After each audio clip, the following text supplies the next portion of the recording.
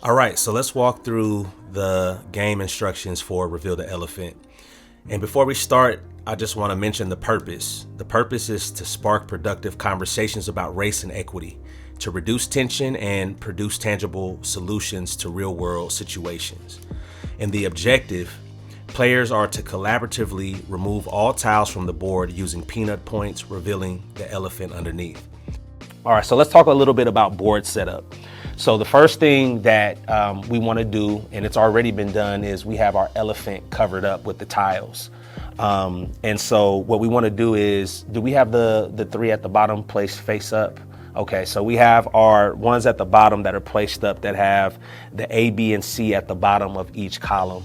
And then what we do is we're going to place one skill card with a flag icon on top of the board. So each player takes a peanut point tracker, which all of you have. And then you're going to select which color you want to play. So each player is going to place a game cube in their game tracker. And then they're going to take 4 peanut shells that matches that. And it's important that we have these because this is how you're going to keep track of your progress during the game. If we're playing a standard setup game, how this is going to work is if you identify as white, you're going to take a privilege card. So if you identify as white, go ahead and take a privilege card. And if you identify as a person of color, you'll take a race card. So for your standard setup, each player of color takes a race card. Each white player takes a privilege card. If it's a monochrome setup, each player takes a monochrome card. Let's talk about the elephant cards now. And this is, you use the elephant cards when you have 3 to 5 players only. So if the group has fewer than 6 players, you're going to deal elephant cards to each player. And if it's 3 players, you're going to give out 4 cards each. If it's 4 players, 2 cards each. 5 players, 1 card each, and 6 players, no elephant cards. You're not going to use those. All right, so now we're going to get into selecting a host, and the host is going to choose the prompt cards. So I'll be the host for this particular session right now, or this round, and then we'll move around as the game continues. And then finally, review the following agreements. We listen with respect and we speak with intention. We aim to be genuine, honest, and transparent, and we focus on critiquing systems and finding sustainable solutions. And then as a group, get creative and add at least one additional agreement that you come up with. And now you're ready to play. And while I'm deep in thought and deliberating on which difficult prompt I'm gonna have us discuss, you all choose 3 skills randomly, and then you all decide on which ones you want to have on the board. So the prompt that I'm going to go with is: the National Housing Act of 1934 constrained Black families' housing prospects to neighborhoods with lower property values, lower income residents, and in states of decline. Discuss how this harmed Black communities and what must be done to heal the wounds. So once the host picks which prompt they're going to go with, you're going to place that on the board. Also, I do want to note that because this has a bullseye on it, I'm going to place the goal card also on the board. There are some prompts that don't have a bullseye on it. They have the stop symbol. And so when it has the stop symbol, we just leave that off. Now we're going to start the conversation. All right. So as the host, I'm going to go first and just kind of give my perspective on this. The ways in which I think that this harmed the Black community is that it definitely set, I think it exasperated the wealth gap because in the U.S., typically the greatest way that you build wealth is through home ownership. And so being in this area, or, forcing Black people to live in these undervalued areas caused, their prospects to build wealth. It caused it to be way lesser and actually dismal. And so those are some of the things that we're facing right now. All players are going to discuss while attempting to practice selected skills. And then when it comes to using the shells during discussion, each player tracks cards they attempt by placing a peanut shell on the card. players may each play only one shell per card. And to attempt the goal, each player must first place at least 2 shells. I grew up in a world where my only interactions with Black communities in particular were at a food bank. The conversations I was having with other people were on the people that were being helpful, and they were all white. And biases, these prejudices around like how inappropriate that is or something like that, there's that becomes part of the soup of perspective on it, without any acknowledgement of why this has happened, like this, what the National Housing Act did, or any of the other pieces of redlining, like any acknowledgement of the story that got us to this place. I grew up in El Paso on the border, and even though almost everyone is biracial or Mexican, there's very little, when I grew up and from what I saw, there was little diversity outside of that.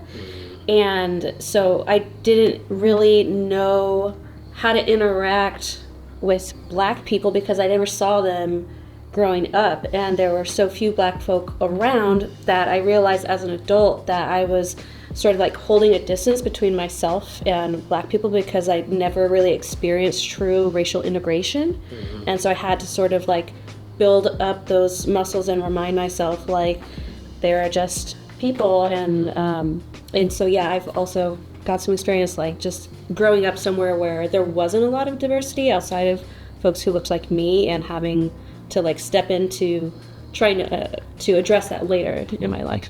Oftentimes you see a lot of folks who don't represent the people that they're serving, and they just don't understand, nor sometimes aren't willing to listen to others, and then people who were Black or people of color that would come and ask for resources were labeled as aggressive when communicating. A bias that I hold is that it's just there's so many systems at play that we don't even understand sometimes, that get integrated into our minds, like labeling my community that I grew up in as dangerous. I felt pretty okay, walked to school every single day, walked back. It can be dangerous anywhere, but I didn't see it dangerous because of the diversity.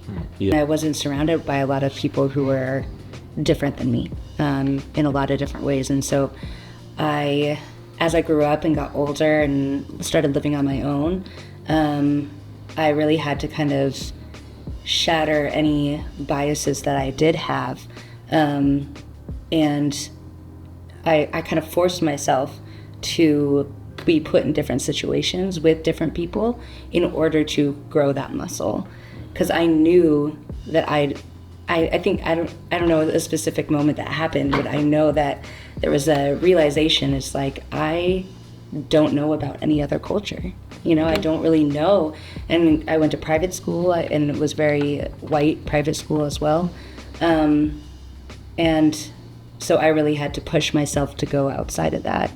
And I did it on purpose, to flex that muscle and I really just had to learn. Now we're at a place that we've discussed that and we've practiced 2 skills. Now we can like actually say, how could we solve this now? And we do that on purpose. We don't want to let folks just jump right into an offer an actionable solution. What I'm gonna do is I'm gonna play the race card because I got it like that. So I'm gonna play my race card right now, and I'm going to just put a peanut on this skill right here so that we can get additional points. And then I am going to offer an actionable solution. I could have attempted the gold card at any time because I do have the race card. But I'm going to go ahead. A few things. So I know this is a cuss word in our nation, but I believe that reparations is an important thing. And it's something that there's a lot of folks in politics that have been working on that for a long time. And it really hasn't gotten the traction that it needs. But reparations, I feel, is the ultimate when it comes to rectifying this harm that's been done to the Black community.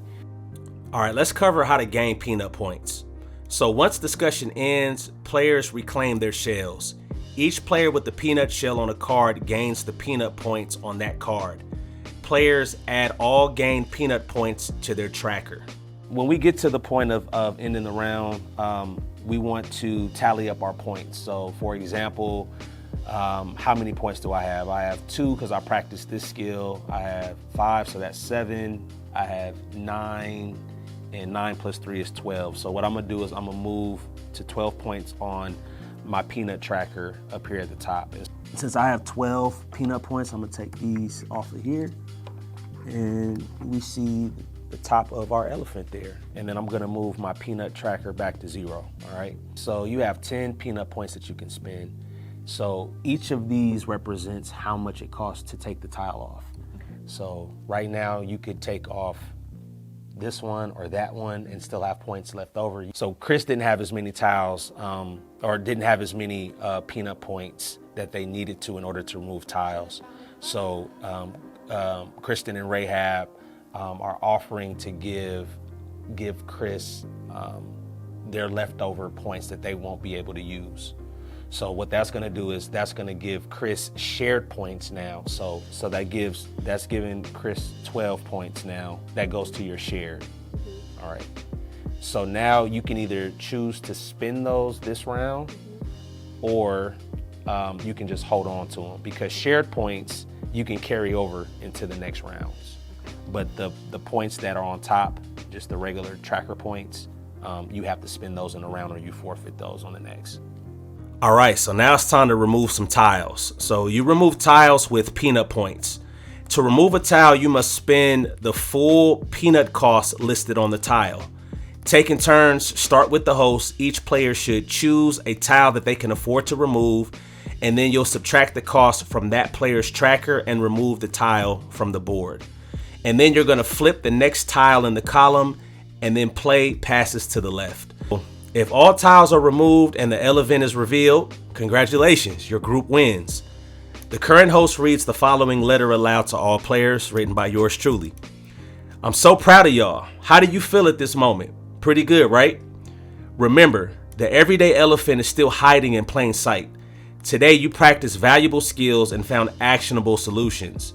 Truly effective conversations about race and equity will take more of both. So, what will you do differently, do more of, or stop doing altogether?